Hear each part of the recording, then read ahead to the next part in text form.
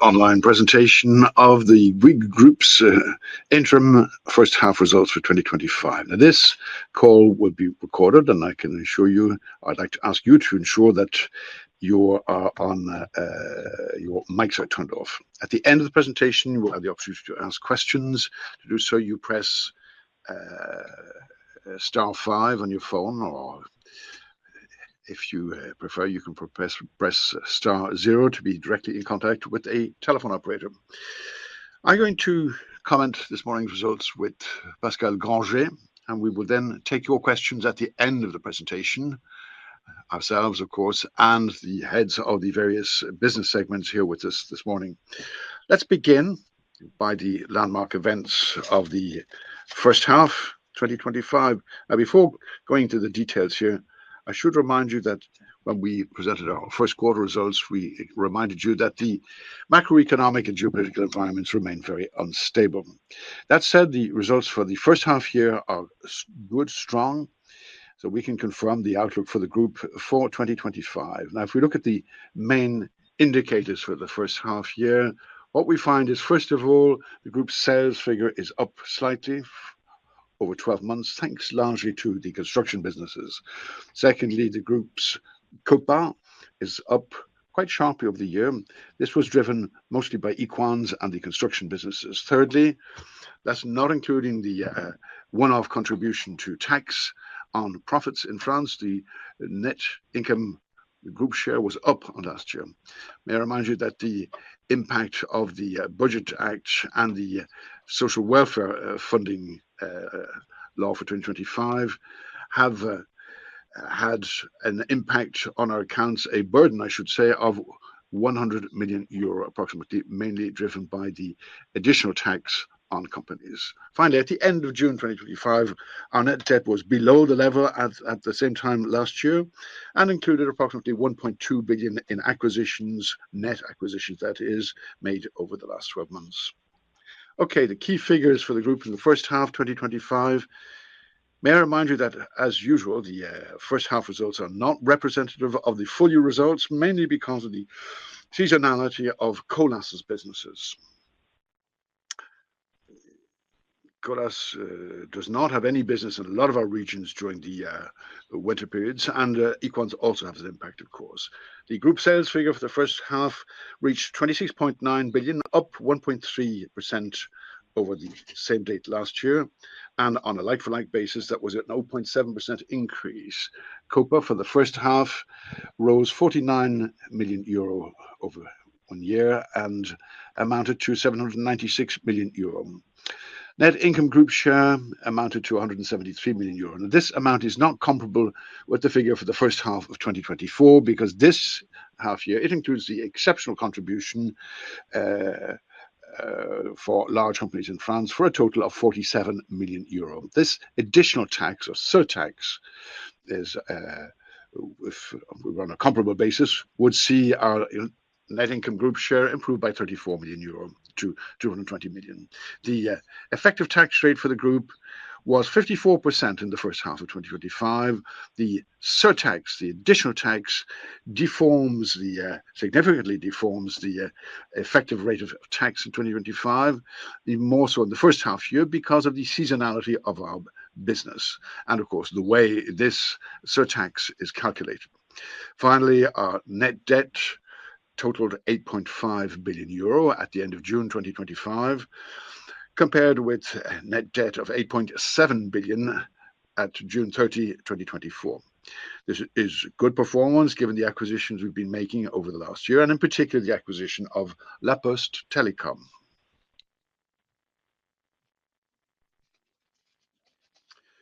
Let me continue with issues concerning the environment. Let me dwell for a few seconds on what we are doing in this area, in particular on a mock-up that we presented at Vivatech, showing all the solutions we do. We have a short video showing you the main solutions we have devised in order to have ideal solutions or the best possible solutions to climate change. Short video. Bâti sur une démarche intermétier, Living Avenues adresse les enjeux de mutation de l'espace urbain au regard de l'atténuation et de l'adaptation au dérèglement climatique. L'ensemble des solutions présentes sur cette maquette repense la ville autour de 4 axes principaux: l'énergie, l'eau, la biodiversité et le vivre ensemble. Cette transformation implique de se recentrer sur les ressources naturelles et de revoir le rapport au sol entre citadins pour reconstruire la ville sur la ville. Sur l'énergie, le quartier a été pensé comme un système autonome, garantissant sa production, son stockage et son partage. Par exemple, Equance propose une solution de géothermie capable de stocker l'énergie en sous-sol et qui, grâce à des pompes à chaleur, permet de produire, selon les besoins, de la climatisation l'été et de la chaleur l'hiver. Bouygues Construction peut également proposer la mise en place de façades photovoltaïques sur les bâtiments pour répondre aux besoins des habitants, tout en restaurant l'existant. Pour renaturaliser la ville et promouvoir la biodiversité, une bonne gestion de l'eau est indispensable. Colas a conçu un revêtement perméable au sol qui récupère les eaux de pluie et les stocke grâce à des réservoirs souterrains. Ceci est une manière de reconsidérer le lien au sol et de l'alimenter en eau pour une meilleure préservation des espaces végétaux. Le but étant d'intégrer l'espace urbain dans un écosystème vivant et durable. Bouygues Immobilier adopte dans certains de ses projets une meilleure gestion de l'eau grâce à un module aquapod capable de traiter les eaux grises et garantir la réutilisation au sein du même immeuble. Restaurer le cycle de l'eau au cœur des bâtiments et restaurer la biodiversité sont des enjeux majeurs de la démarche Living Avenues. Plus de 120 solutions, internes et externes, ont été réunies à l'échelle d'un quartier dans cette démarche.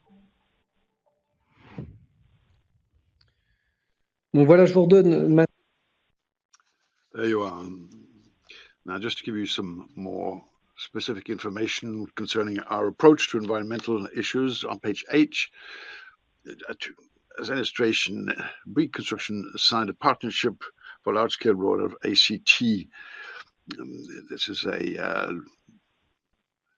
low-carbon cement technology devised by Ecosem. It's aimed at significantly reducing the carbon footprint the construction sector. We hope to use this on a very broad scale. It's an important stage in the commitment we have made to significantly reduce the carbon footprint of our construction projects. Bouygues Telecom has entered into a new power purchase agreement, or PPA as we call it, for the supply of electricity. This is a 15-year agreement that was signed on June 17th last with Suez, under which Suez will supply us from January 1st of 2027, supplies with 53 gigawatts a year of electricity. That is 800 gigawatt hour over a 15-year period. This is based on the transformation of household waste. Bouygues is still working on biodiversity, particularly its so-called fresh gardens. Colas is continuing to work on its restoration of waterways and wetlands. Equans is working on the circular economy, and early this year it entered into the so-called Circular Industry Coalition. Finally, TF1 plays an important role in raising awareness about biodiversity, climate change, sustainable consumption, and waste, and has devoted quite a number of items on television on this particular matter. Moving on to a review of operations, let's begin with construction. I'm on page 11 now. As you can see, the backlog is at the very high level of 33 billion euros. This gives us very good visibility for future business. The increase has been driven by international Bouygues Construction and Colas. Looking at this backlog in greater detail, this is page 12, beginning with Colas. Backlog is up 900 million a year to 15 billion. For roads, it's up 3% year on year, and in rail, it's up 12% year on year. At the end of June 2025, the share of the backlog to be carried out over the next 18 months had increased by 500 million euro by comparison with the end of June 2024. In the first half of 2025, Colas had an order intake of 7.5 billion euro, up slightly on roads and up sharply outside of France, particularly in EMEA, that's Europe, Middle East and Africa, and in Asia Pacific. In rail, the first half was marked by the signing of several contracts for several hundred million euro in the UK and Morocco in particular. In the second quarter, Colas was also awarded new road contracts, particularly in Canada, Finland, the US, or in the UK. We continue with page 13, Bouygues Construction, where the order book stands at 17.2 billion euros, and that's an increase of about 1.3 billion euros year on year. And this is underpinned by public works. The backlog is up 15% year on year, and by Bâtiment France, where backlog is up 5%. And the order book for international, Bâtiment International, is down very slightly, down 1%. In June 2025, the share of the order book to be performed over the next 18 months is around 200 million euro higher than at the end 2024 at Bouygues Construction. Part of the business is related to major projects which are not awarded on a regular basis, and so order intake is not identical one year to the next. For example, 2024 was a great year for major products. In the first half of 2024, Bouygues Construction got contracts for the construction of the Grand Paris line 15S2, about 570 million euros, or the Rabat Hospital worth about 490 million euros. And in the third quarter of 2024, Bouygues Construction also got the T2D contract in Australia worth over 2 billion euros. And these major deals create distortions in order intake and backlog. And this is inherent in major products. And this doesn't call for any special comments, but in any case, these major products generate business for several years. And the way in which these big projects are recognized in the order book depends also on the way in which the contract was signed. For instance, this year we signed the contract for the Sizewell nuclear plant because the consortium that Hinkley Point was renewed for 1 year. But the orders will be only recognized as the lots are awarded. So you don't see suddenly a big order for the whole plant, because it is gradually lot by lot that the orders are recognized.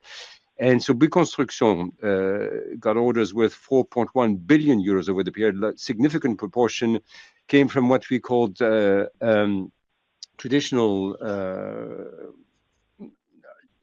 businesses, products that are worth less than 100 million euros, and that accounted for about 77% of the total order intake over the hard year. And that's good news, because it shows that our teams are very dynamic. But also, Bouygues Construction also got a number of additional contracts worth more than 100 million euros in the UK, in Switzerland, in Cyprus, and in France.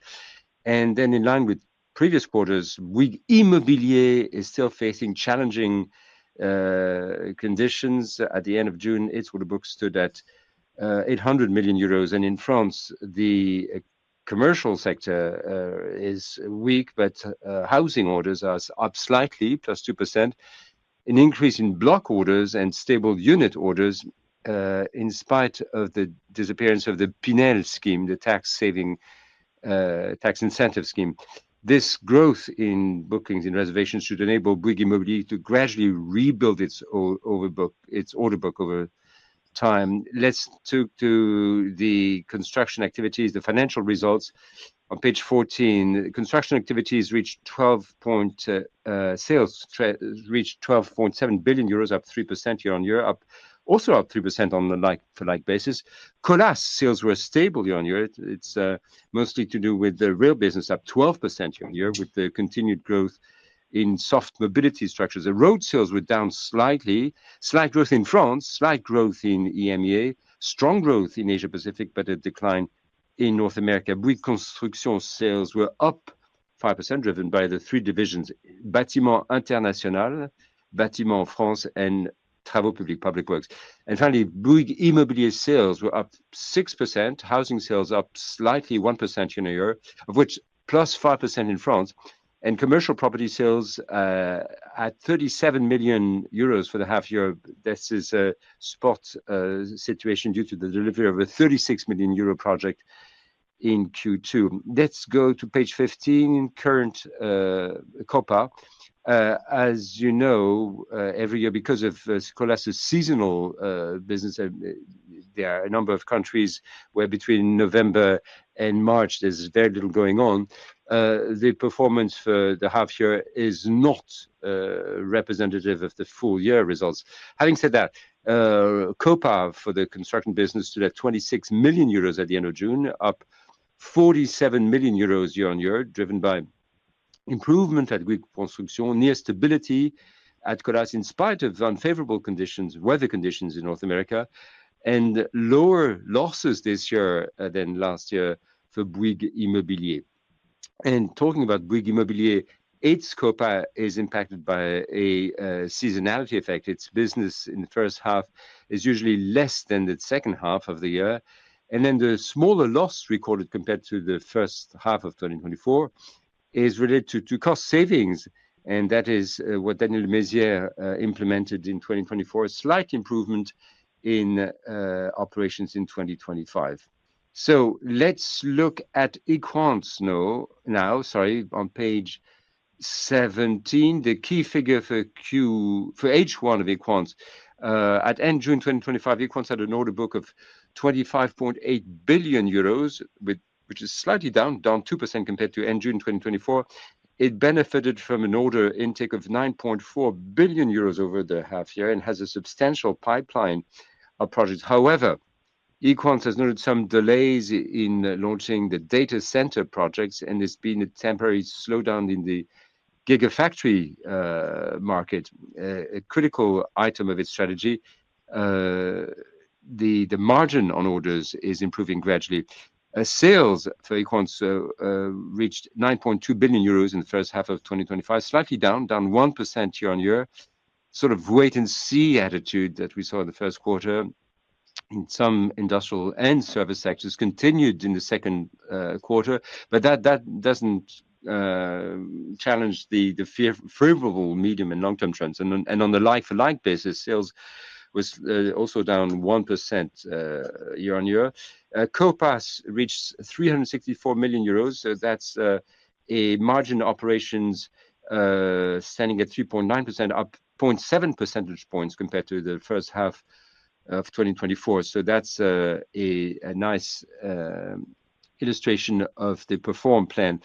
On the following page 18, Equans is rolling out its strategic plan. Its aims for 25 are sales close to 24 at constant exchange rates. Previously, Equans were looking at a growth slower than in 2024, and now it's targeting an operating margin close to 4.2%. And previously, Equans was targeting a margin of 4%. So there's a slight increase in the COPA target for the year 2025. And then finally, has confirmed that it's now aiming for a conversion rate of 80 to 100% of EBIT to cash flow before WCR. I'll remind you that Equans' target is to catch up with the organic growth of the sector's comparables and to achieve operating margin of 5% by 2027. Let's look at Bouygues Telecom now, its operational review. This is page 20. You can see that the sales performance is strong in the fixed line business. Growth continue in fiber. You have 244,000 new customers in the first half, including 95,000 in Q2. FTTH customers now reach 404 million customers, 84% of the total fixed line base compared with 77% a year ago. The fixed line customer base now stands at 5.3 million, up 105,000 customers over the half year, including 36,000 over Q2. The good momentum achieved at the end of 2024 on BIG and BCYU pure fiber, this offer continues with an improvement in customer satisfaction and good satisfactory level of churn. Fixed ABP was stable year on year at 33 euros, and this is because the market has become more competitive and the numbers remain stable. Page 21 now, Bouygues Telecom's performance was good in the mobile segment in a competitive market. At end of June, it had 18.4 million mobile package customers, including machine to machine. So that's an increase of an increase of 105,000 customers over the half year, including 43,000 in Q2. This is more than the first half of 2024, where we got 76,000 new mobile customers. This is because of the positive effects of the BIG offer, its favorable impacts of convergence fixed mobile, and a satisfactory level of churn. Mobile ABPU, including La Poste Telecom, stood at 17.3 euros per customer per month. Again, in the market where competition has been tough, especially driven by SFR since the end of February. If you look at page 22, sales billed to customers in first half of 25 are up 5% year on year, including La Poste Telecom sales would be stable year on year. Total sales were up 3% over the period, including other sales, and that's handsets, accessory, and works, and that's slightly down slightly to down 2% year on year. EBITDA after leases reached 956 million euros. It's stable year on year if you leave out La Poste Telecom. The stable EBITDA after leases reflects several factors: growth in sales billed to customers, continued efforts to control costs, high energy costs. You may remember that Bouygues Telecom no longer have these energy price hedges, and that the increase in energy costs will be about 80 million euros by 2025. And then the IFER tax on mobile networks has increased in Q1.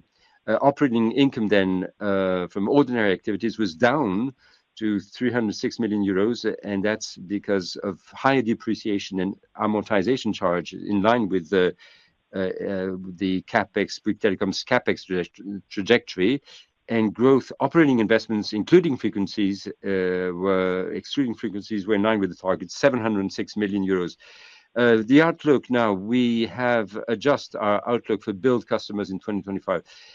First, sales billed to customers, including La Poste Telecom, will be up on 2024, and on a like-for-like basis, not including La Poste Telecom, bills to customers should be close to 2024. It will be slightly higher, slightly lower, depending on the duration and the intensity of the competitive pressure that we are witnessing now. Bouygues Telecom previously targeted a slight increase in sales billed to customer compared to 2024 on a like-for-like basis, excluding La Poste Telecom.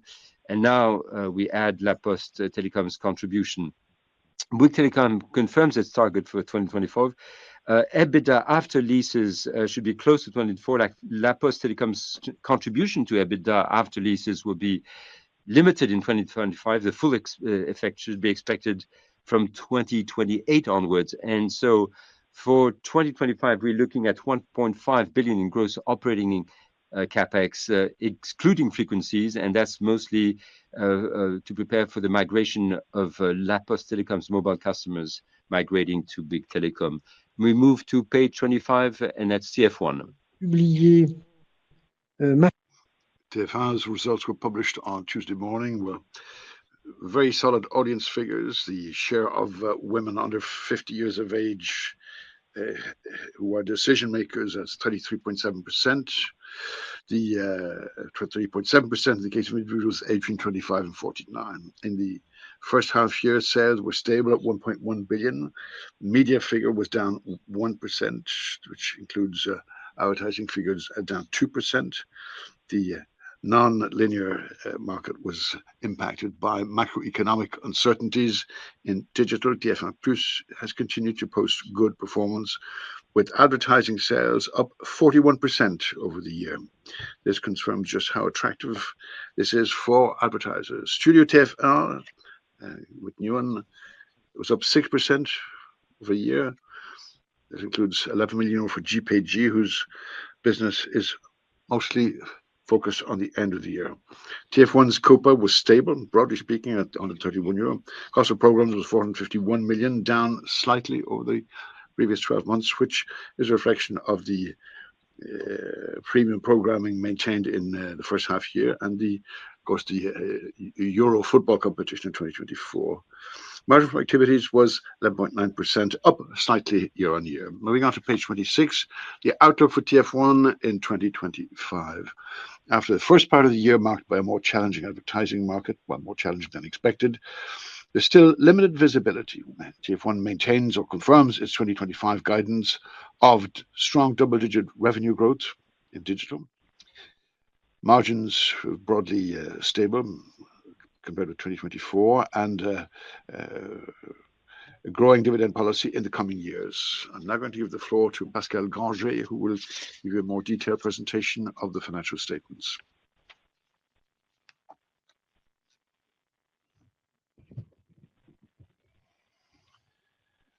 Thank you, Olivier. Good morning, everybody. Just a few additional explanations on the financial statements as of June 30th. Concerning the income statement, this is page 30.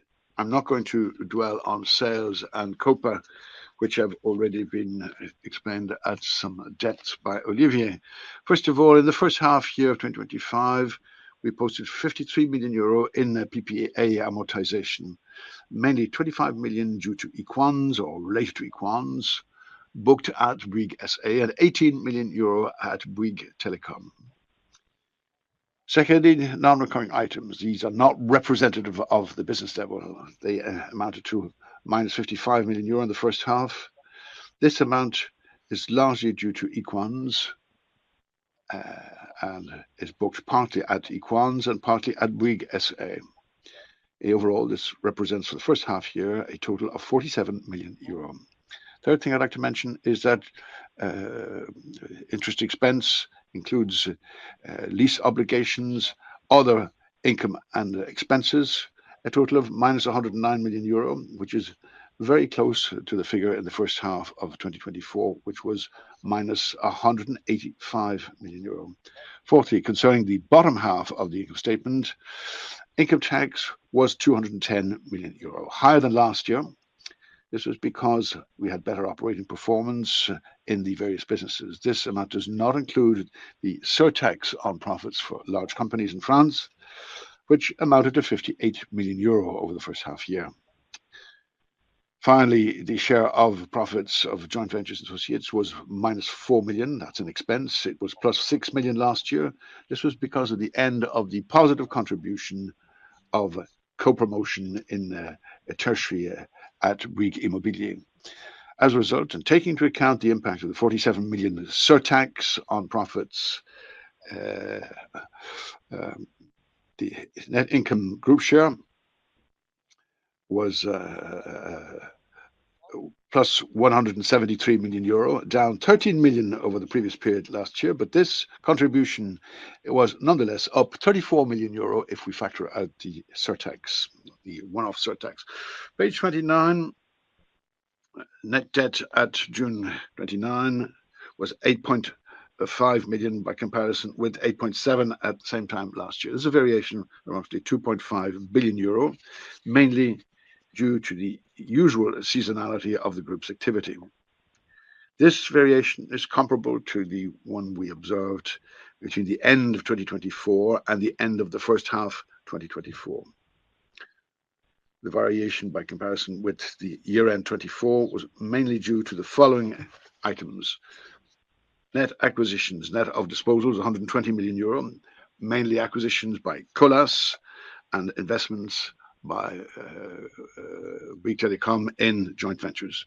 It was also due to the change in shareholders' equity for 132 million euro, which mainly includes, in the first half year, the raising of or the exercising of stock options. Dividend payout was 861 million euro.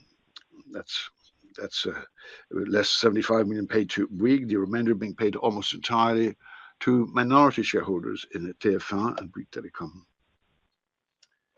Operations and other, which amounted to an expense of 1.6 billion euro, is something I propose to look at in detail now, just a couple of seconds. On the next page, page 30, begin with net cash flow. This includes the lease obligations. Net cash flow was 1.725 million, up 90 million on the first half of 2024. Not including frequencies, operations and others 1.6 billion. This is higher than last year at the same period. Free cash flow before working capital requirements was 439 million euro, up sharply on the first half of 2024, when it was 205 million euro. The change in working capital requirements and others was, as is customary now, impacted by seasonal effects. Variation at the end of the first half, which was an expense of a little over 2 billion, slightly higher than during the corresponding period 2024, when it was an expense of 1.7 billion euro. I should point out that approximately 1/3 of that variance by comparison with 2024 was due to currency translation in the cash, financial debt and financial instruments category. Let's now look at the group's financial structure. Page 31. We'll have seen that net debt has improved somewhat by comparison with the same period in 2024. The improvement is much sharper if we make analysis for the net acquisitions made during the period. By comparison with year-end 2024, the variation reflects the seasonality of our activities. The gearing amounted to 62% at the end of June, which was up 3 percentage points over a 12-month period.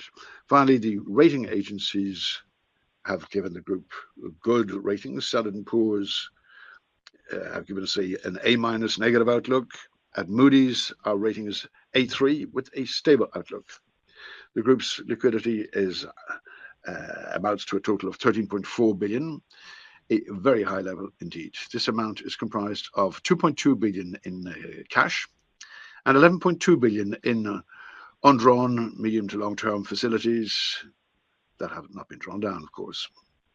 If you look at the bottom right, the bar chart shows the maturity schedule, which is debt maturity schedule, that is, which is well spread over time. That is the end of my presentation of the statements. Thank you for your attention. And Olivier, I can give you back the floor now. Thank you, Pascal.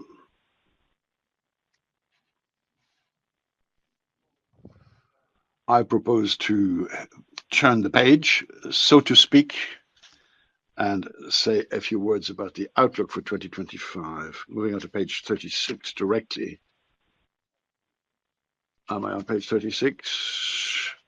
In a very uncertain global environment, the group's 6 business segments will continue to prove their ability to keep pace with and to adapt to developments in their respective markets. They will pursue their efforts to improve profitability. As a result, the Bouygues Group is targeting for 2025 a slight increase in sales and current operating profit from activities by comparison with 2024. Finally, the effects of the French finance law and the social security funding law for 2025.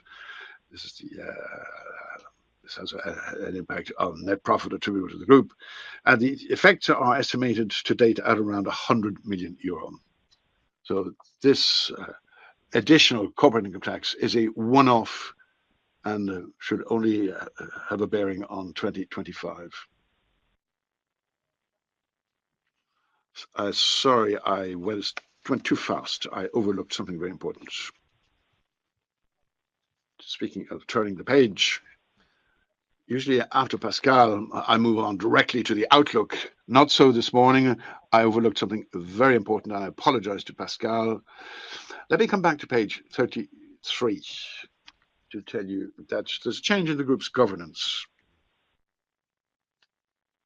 Before talking about the outlook, there are 2 things I want to say. First of all, the board of directors has been informed by Martin Bouygues that Pascal Granger, who has just spoken to you, Pascal Granger, who is our deputy CEO, has announced his intention to hand over his executive office to the board of directors at the end of 2025, with the view to his upcoming retirement. The upshot of that is that the board of directors has also been informed of the appointment of Stéphane Stoll as Senior Vice President and Chief Financial Officer of the group with effect from August the 1st. I should add that Stéphane has been with the group and been a very extensive career with the group over the last 30 years in operations and functions. He will join the group management committee and initially will report to Pascal Granger. So he will be appointed to his new job as of tomorrow morning. Pascal, I think you will hear again from Pascal for the annual results later in the year. See, he's nodding, so yes, that is confirmed. He will still be in position in February next. Apologies, I went directly without thinking to the outlook. Very Pavlovian of me. My apologies. Speaking of Pavlovian reflexes, I will talk about the calendar. So we will have the results for the first 9 months of the year, which we'll be giving you on the 5th of November. That's a Wednesday.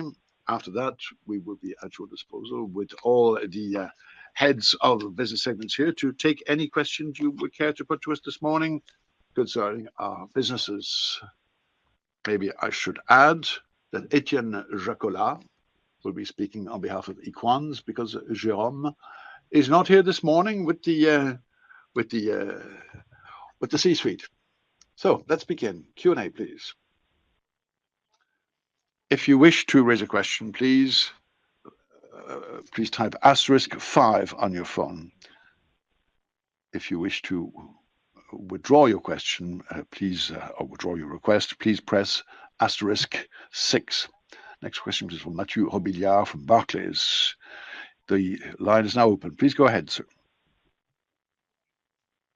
Good morning, Mathieu Robillard. Thank you for your presentation.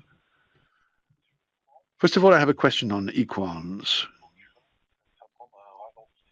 You said you were expecting a slowdown in data centers and gigafactories, certainly the startup of these. For a quarter or two now, we've noticed that there are geopolitical changes and a desire on the part of Europe to regain a certain sovereignty in this area. Is there reason to believe that there will be new dynamics in the data centers market? I was wondering if the fragility or weaknesses that you've identified at Equans were specific to France because of macroeconomic uncertainties, or is this something more general or more widespread in Europe? Second question is, are you exposed to this sector outside of France? My second question was on telecoms. Obviously, I'd like to ask you if you wish to comment the rumors in the press, according to which there are talks between the French telecom players with the view to concentrating the market. I'm just curious to know if you would confirm this or not. But in the telecom trends, clearly there is not much growth in fixed lines. In mobile, if we include La Poste, on a pro forma basis, the market is probably slightly down.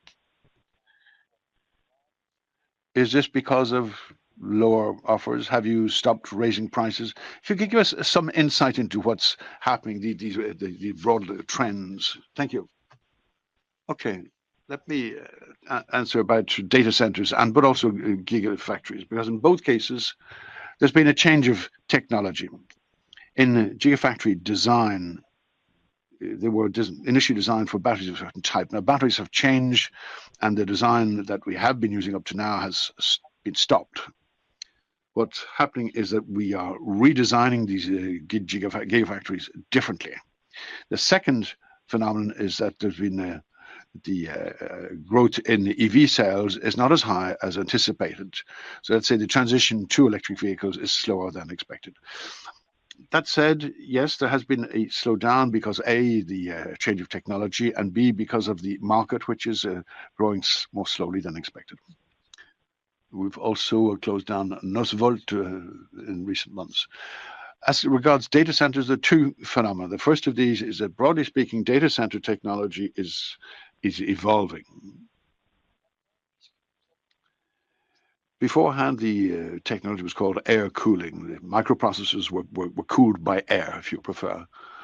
Then we had much more powerful microprocessors for IA, which required liquid cooling.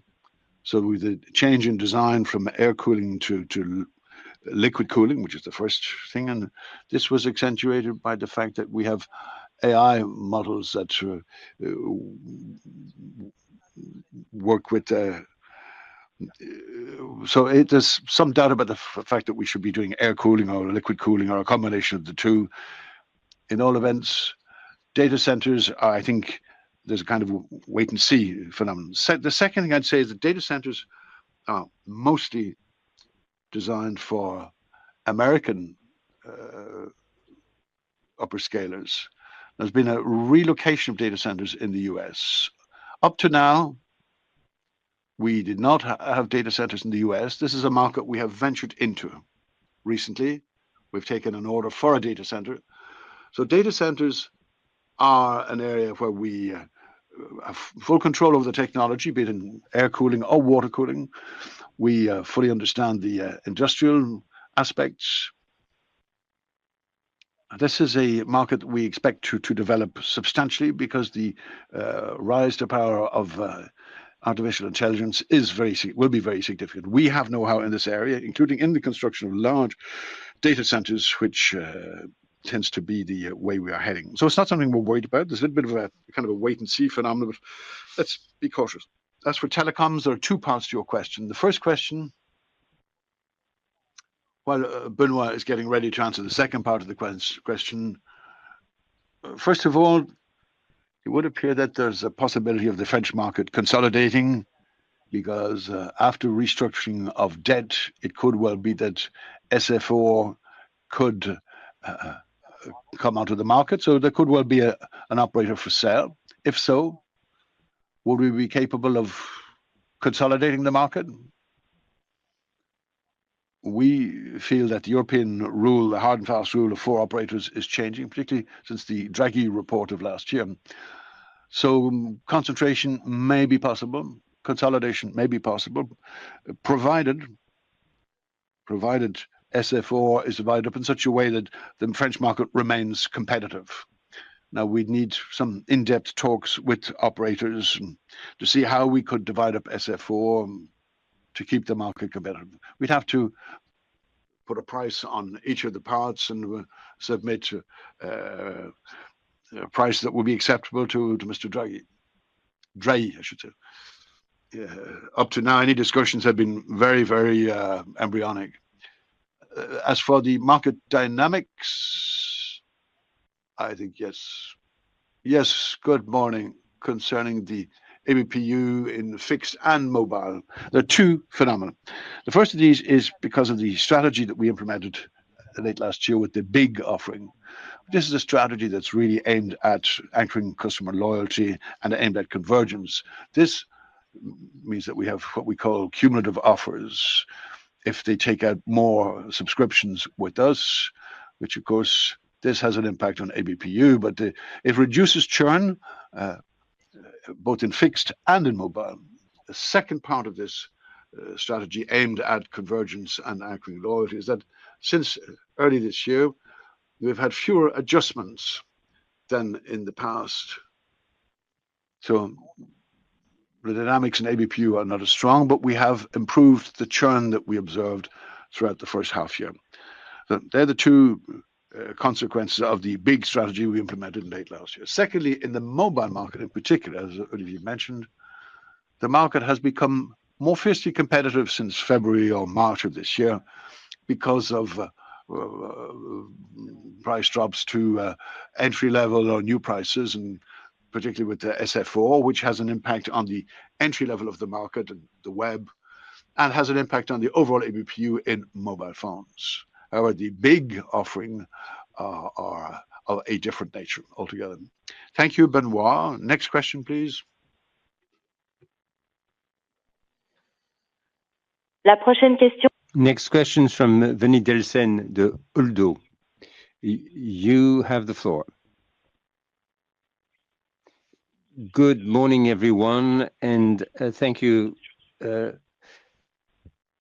Equans, can you give us an updated list of countries where you have a 4% margin, where you could have proximity agreements? And when can we expect more acquisitions at Equans? And another question about Equans, and then my colleagues can ask about Bouygues Telecom. On the UK subsidiaries, I get the feeling that when you look at the data available on the internet, the UK is the one where you have the lowest profit margin. Can you give us more color or granularity on Equans' profit margin in the UK and the outlook. When will the UK be in a position to engage in acquisitions and reach the 4% profit margin? As Etienne thinks about the second half of the question, let me just remind you that we were able to generate 4.2% at the end of the year. I mean, this averages out, and so it means that some countries have already reached 4%. Now, right now, we're entering the stage where we can start the M&A growth at Equans. Why do we need to have M&A in a number of countries, acquisitions? It's because in the service industry, as we get a higher presence in the country, you get a better market share, and therefore we can increase profit margin. That's why we want to have acquisitions. The countries that are above 4%, there are a number of them. We considered some acquisitions, but we didn't complete anything. I mean, we keep looking, but I mean, of course, until such time as a deal is signed, we can't tell you about that. But we're now entering a stage where we could have Equans engage in acquisitions in a number of countries, and we've basically reached a 4% mark in most countries, and that's the main goal. Etienne? Right. As you know, Equans is a major player in the UK. You also know that the decision was made to gradually cut down some businesses, particularly the construction business, what we call new build. That process is still underway, and so this will come to an end shortly. We're not ruling out acquisitions in the UK. It's not our priority now. And of course, we're developing other markets. I mean, data center, even though there's been a temporary slowdown, or solar plants where we are gaining ground as well. Thank you, Etienne. And so the next question. Next question comes from Eric Ravary from CIC.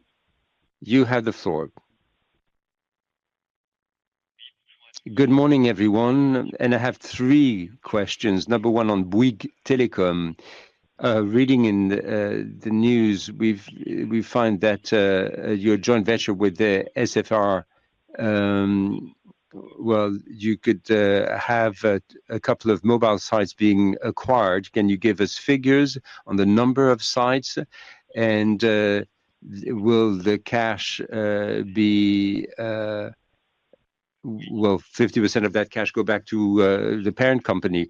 Second question about Colas. We have a less favorable condition in France on the road business as the elections are coming up. Can you comment on lower business in H2? And then Equans and data centers and gigafactories. Can you tell us just how much that weighs in Equans sales in 2024? We'll start with Pierre then.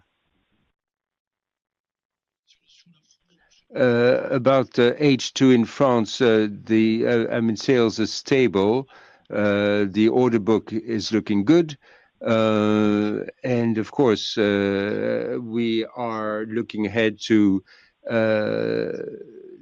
next year after the elections, because election years indeed tend to be a bit slow, but this is a very traditional cycle, nothing new.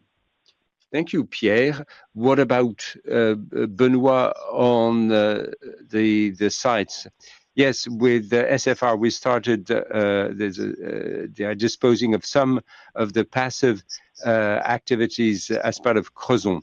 And that's what we've been doing for a number of years at Bouygues Telecom. And when we're talking about pylons, not active equipment. So we disposed of a number of pylons over the years.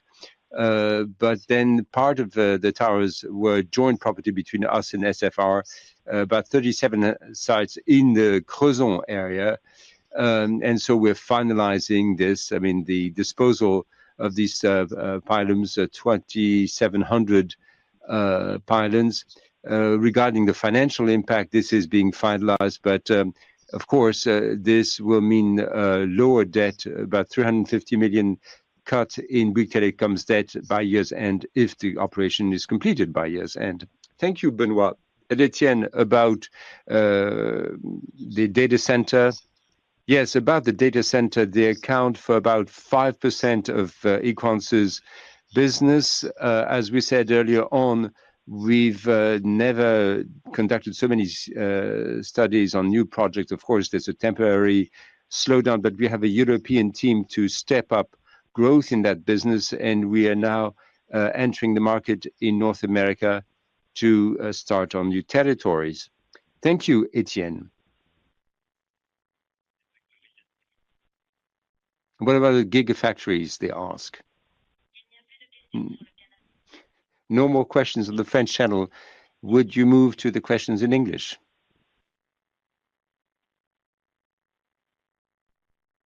Question vient de Carlos Caburachi de la part de Kepler Chevreux. S simple inversé, il vous plaît. Allez-y. Hi, everyone. Thank you for the presentation and for taking my questions. Just a quick one related again to SFR rumors. I mean, most press reports suggest that a breakup is the most probable outcome. And I was wondering, in your view on all of this being hypothetical, how can that be done in a way that all parties are satisfied? Thank you. On peut appréhender les rumeurs autour de la scission. So about the dividing up of SFR.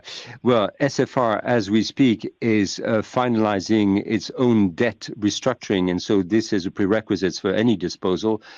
What we think right now is that the European doctrine has changed, and so a possible consolidation of the market moving from 4 players to 3 players is now seems to be possible. At least that's what it looks like.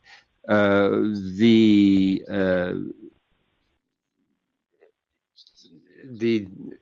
work being done in Brussels or Paris, I mean, the examination of this issue in Brussels or Paris won't change much. So we might be able to move from 4 to 3 players. But for that to happen, a number of conditions must be met. Number one, we have to be able to divide out things in such a way as, well, provided that all players are prepared to engage in this. So you need to divide out customers in line with the competition rules. You need to put a tag price on the various parts. At the end of the day, you need to have a price that is acceptable to the seller. So if you put all these things together, it means that you need to have in-depth talks, and that hasn't taken place yet. And so it's early days now to talk about consolidation. But on paper, at least, some of the conditions seem to have been met for that to happen. Should the operation take place after a firm offer, you probably need about 18 months for the competition authority to study the case, and then for this to reflect in the accounts of the players. That would take another 24 to 36 months to make any difference. So this is a long-term thing, and we're talking about 4.5 to 5 years.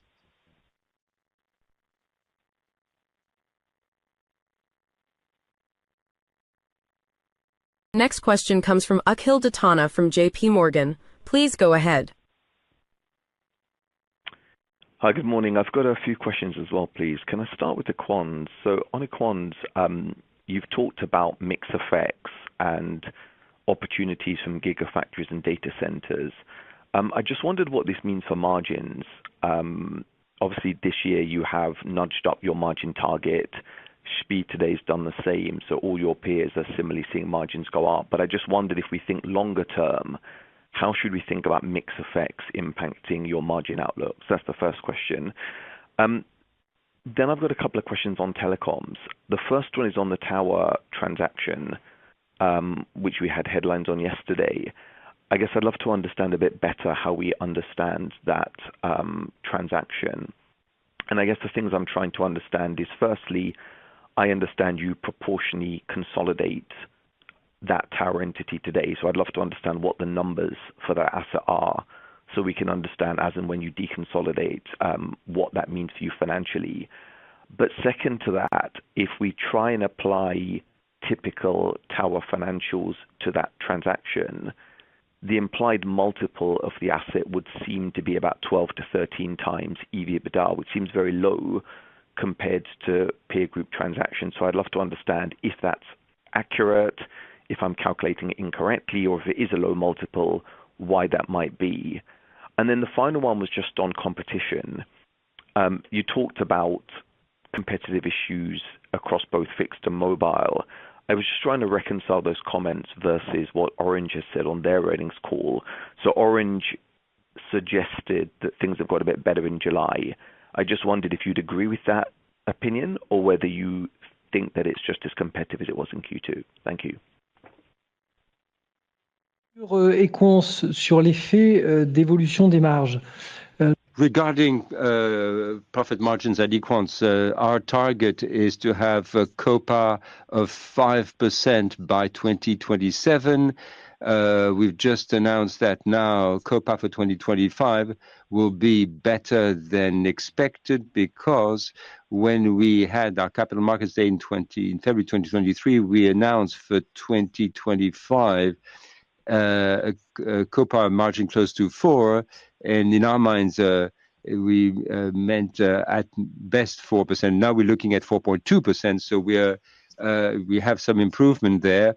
It turns out that compared to what we had on gigafactories and data centers now, they are now being built in the US. We were not interested in that initially because this was a convenience market, and we couldn't get good margins there. But when we find that there's a boom for data centers in the US, that creates some pressure in the market. That means that we can have better market power for builders, and then we can come up with offers and be in line with our margins policy. And so this is why we took our first order there, and we hope we can go on with this in the US. The momentum in Europe has slowed down, but the trend is positive. The overall trend is positive. So what we have ahead of us is a positive outlook for Equans' profit margins, and we can confirm that what we were expecting through the Perform plan, even for 2025, we'll be able to do even better than expected. So we're not concerned. Our profit margin is definitely on the way up, in line with our expectations. Now, regarding towers and the multiples, the EBITDA multiples, on the disposal of our stake in Infraco, we are consolidating in proportion, but that has little cash and little debt. So the final impact on the Bouygues Telecom's debt will be at best 300 or 350 million euros. And we are looking at a closing by year's end. There are some administrative processes that must be completed by then. As to the multiples, you're referring to 12 to 13. We're above that. I won't give you exact figures, but we're above that, and we are in line with market multiples for this type of operations. On competition on the telecoms, well, on the mobile, there's a strong competition, lower prices from SFR on the mobile part, yes. Since the beginning of July, we've seen some improvement there, and we were involved in that to get the markets going, back up. These are very early days. We'll have to see what happens in the weeks and months to come, to see if we come back to more reasonable figures. But right now, as I said, it's a bit early days. And on the fixed line business, we have a new market segment with the NPs segment, that is customers that engage in platforms and do not need fixed lines. They only want the internet and a good Wi-Fi. Now, these offers are cheaper. That, of course, bring competition in the fixed line business, but that's our doing. Next question. next question comes from Molly Whitcomb from Goldman Sachs. Please go ahead. Hi, I have a couple of questions, please. Firstly, just to come back on the potential sale of Infraco, the towers, I just wanted to check, do you still own the active infrastructure on those towers? Secondly, in terms of construction, we've obviously seen a good increase in revenues by 5%, but in terms of margin, the increase is a little bit more modest. Maybe you could give us a little bit more color on margins at construction, and if you think that this top line trend is sustainable. And then thirdly, just at telecoms, on the closure of the copper, and you've stopped advertising now, I believe, any ADSL products. So presumably we can expect any uplift from the transition to fiber to fade over the next couple of years. Are you seeing any impact there on ARPUs? Maybe a little bit of color on that would be great. Thank you. Could you just come back on the first question when you were talking about the construction effect? I'm not sure I get what you were talking about. And Benoit will be ready to answer to the second one about the evolution of the FTTH. But for the first one, I didn't catch what you mean. It was about construction, and you say you try to find a link between the growth of the revenue and the impact on the margin. This is what you say? Yeah, I was just wondering what the correlation is between the two, if it's lower margin growth on top line, or if there's any way to think about how we can think about bottom line trends going forward, given the uptick on top line.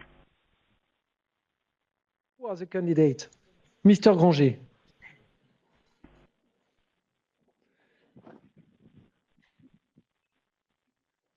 Sur la construction, effectivement. On construction, sales are rising, and they're rising mainly because of the higher sales at pre-construction.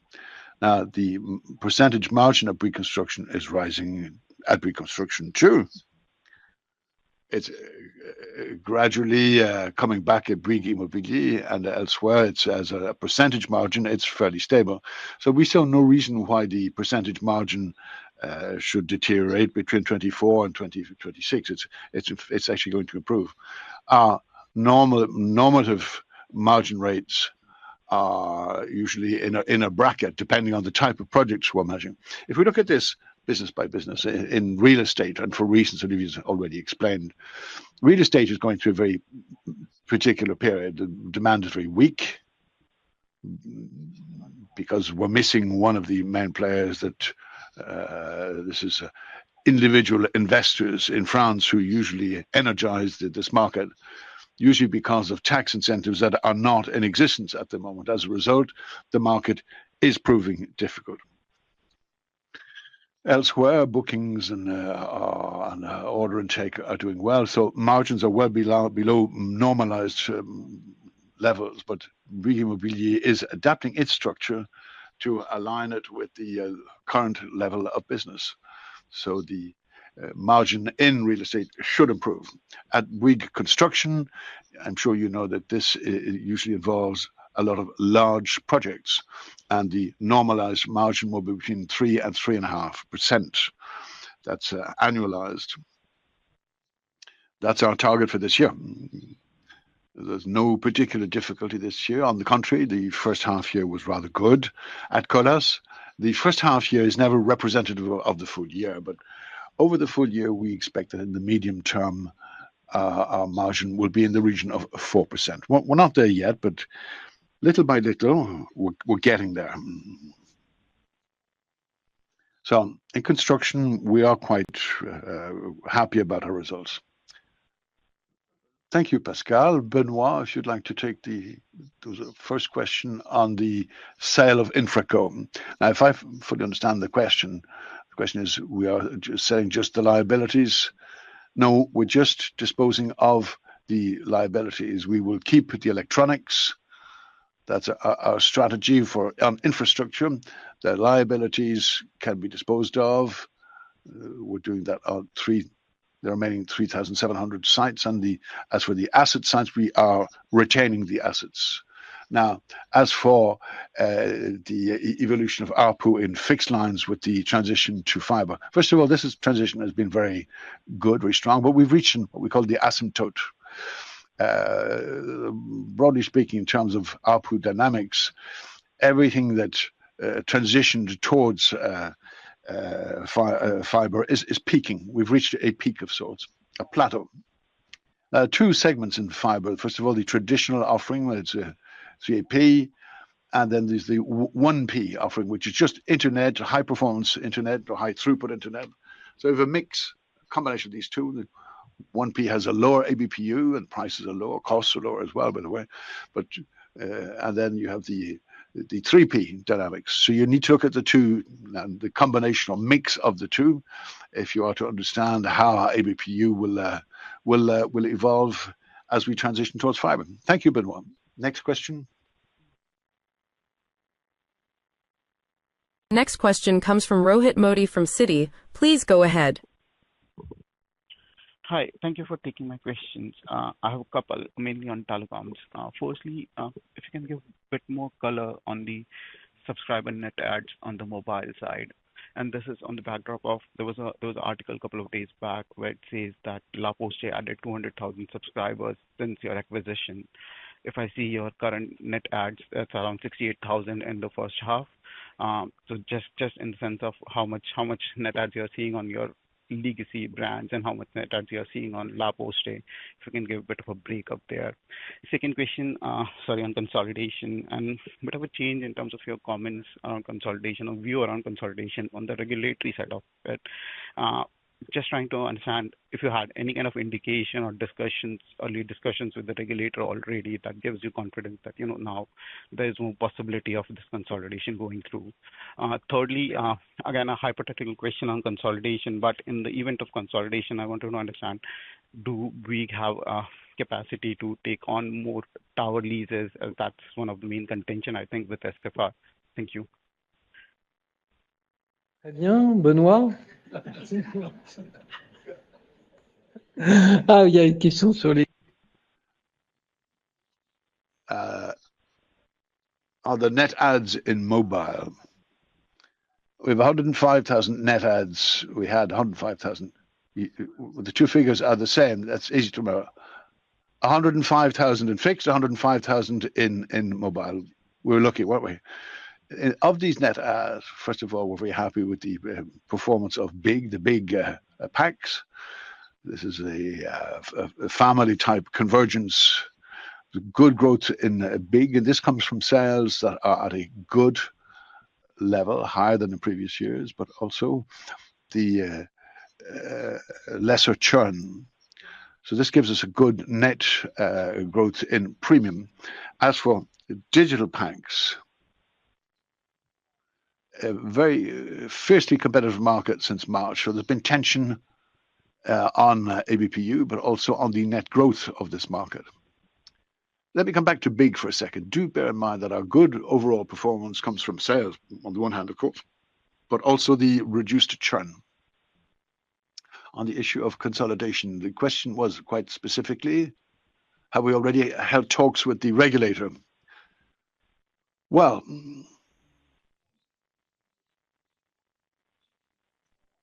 in what we imagine could be the case, we're more inclined to analyze what happened in the UK. I know this is all happening in the EU, but we're trying to analyze how the number of operators was reduced from 5 to 4 in Spain.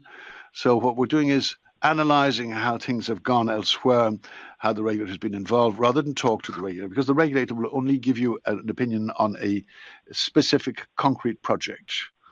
The regulator will never say consolidation is impossible, not according to Trahi anyway, but you can only go and talk to a regulator if you have a very concrete project. And in that case, the regulator can say yes or no.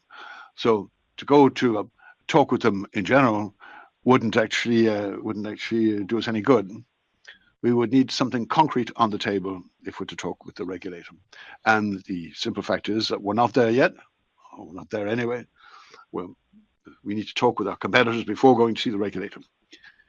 If we were consolidating from 4 to 4, then there would be no issue here.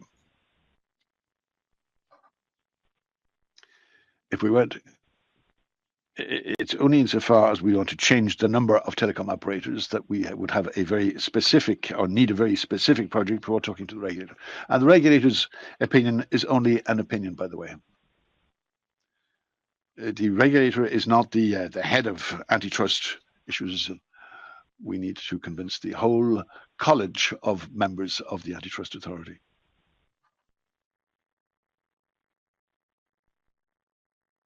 There are no more questions in English at this time, but we have more questions from the French call.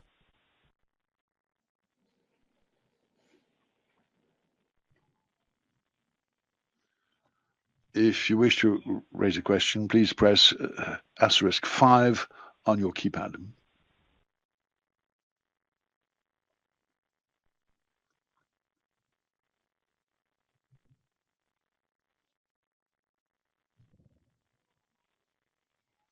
Nicolas Morin. Nicolas Morin, your line is active. Good morning, gentlemen. I have 2 or 3 additional questions. Maybe if I could begin with construction. Order intake has slowed a bit recently since the start of the year. We haven't had many large projects. Have you any insight into revenue for the second half of the year, or after a good first half year? Are we heading towards something less sustained? Secondly, Colas, you've talked about France and the outlook with the forthcoming elections. What about North America, which has really suffered in the first half of the year? Is the order intake still on a good trend? Or is the market sluggish? Again, on Colas Rail is performing well, but is that a good enough in terms of margin to reach the growth where we're anticipating? And just one final question on cash flow. I know you don't give us any outlook on working capital requirements, but we've seen in the first half year that working capital requirements are tending to become more normalized after 2 exceptional years. Would you agree that payment cycles are coming back to normal? Okay, on construction, I'm going to ask Pascal to come and answer that. But let me say before he speaks to you that, quick reminder, I said that overall, building in France, the order intake was up 5% over 12 months. The particularity being that we've had a large number of projects below 100 million euro. This is exactly how we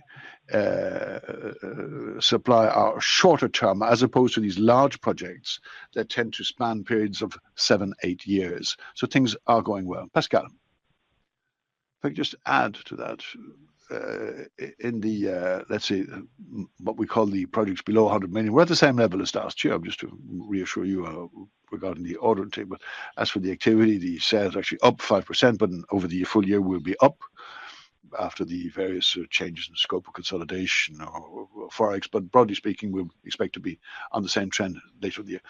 Pierre, on North America. On North America, the first half year was sluggish. We were impacted by weather, poor weather, a lot of rain, to be practical, to be more specific, which prevented us laying asphalt. And our competitors are in the same boat, by the way, so everybody's had a sluggish first half year, which does not say anything about the second half of the year. The backlog is good, and in the United States in particular, our backlog has improved considerably since last year. So the outlook in the US is rather good. And the second question was Colas Rail. Well, Colas Rail has been boosted by rail, includes tramway, metro, of which there are so many all over the world. We've, of course, benefited from our experience in high-speed train, the TGV, as we call it in France. We recently built one in Morocco. So that's a market that's booming. Colas Rail has plans to significantly improve its margin, which is being improved year on year, but that's not the only way Colas's margins have been improved. There's been efforts made in every sector of the business. Likewise, like Equans Surperform plan. So the result and margin are increasing by 0.1, 0.2% every year. And before Pascal answers on working capital requirements, just before I want to say something very briefly about the US. Do bear in mind that Colas is mainly in rural areas. From this point of view, the Trump administration, this is not an opinion on the Trump administration, but the Trump administration is in favor of roads being built in rural areas rather than large infrastructure projects. So if anything, that's good news for Colas in the US, because Colas is in more rural areas. So on the whole, our outlook is good because we are in areas in which the administration wants to invest. Pascal. Just to add to what's been said about construction, and to allay any doubts you seem to have regarding the next few months, you'll have seen, well, we've given you visibility about what we have in the backlog over the next 18 months. This is at Colas and Bouygues Construction. And in both cases, Colas and Bouygues Construction, we have more in the backlog than we had a year ago. So clearly this is a growth trend. As for the order intake at Bouygues Construction, there's a lot of contracts under 100 million, other bigger ones. No concerns about the larger projects, on the contrary. We have very significant projects that will come and feed into the order book, but maybe in a different way, maybe a little differently to last year, which was marked by one particularly large project in Australia. It turns to Darlington. That's as regards construction. Moving on to cash flow.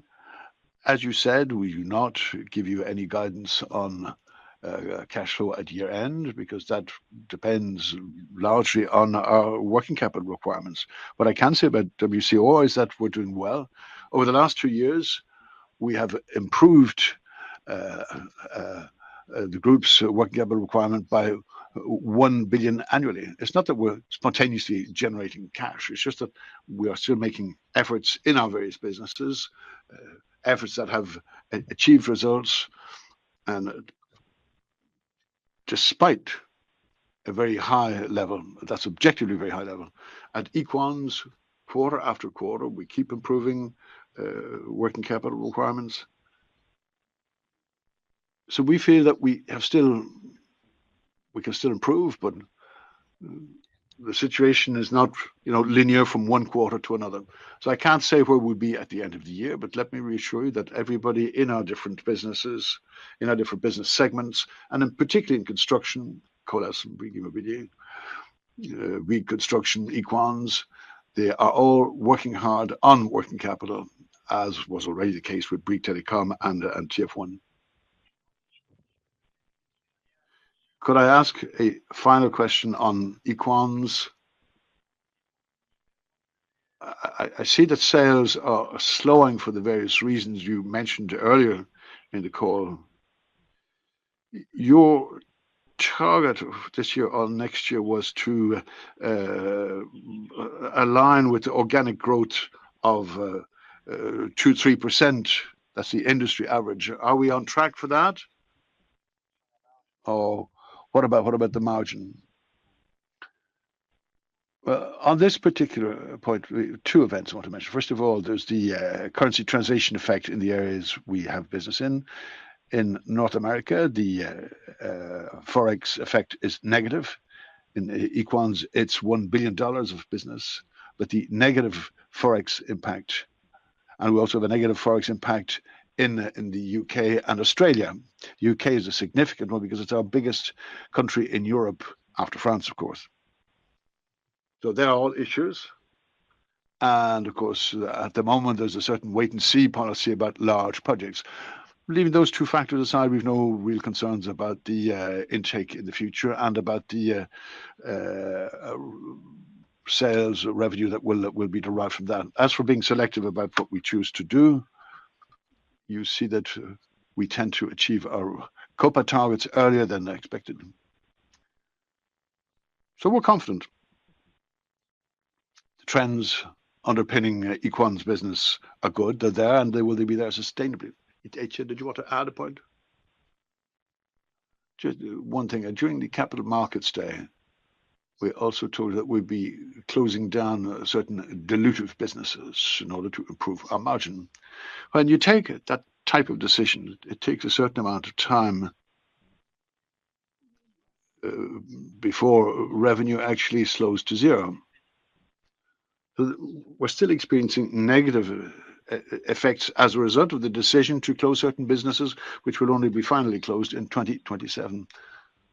We talked about the new builds in the UK. This represented several hundreds of £1 million.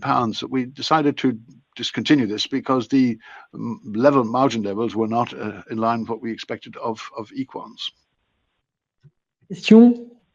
And Pour le moment. no more questions, and so I'll give the floor back to Olivier Roussat, who will conclude this presentation. Well, thank you so very much for attending this presentation. We'll meet again on November 5th. Goodbye.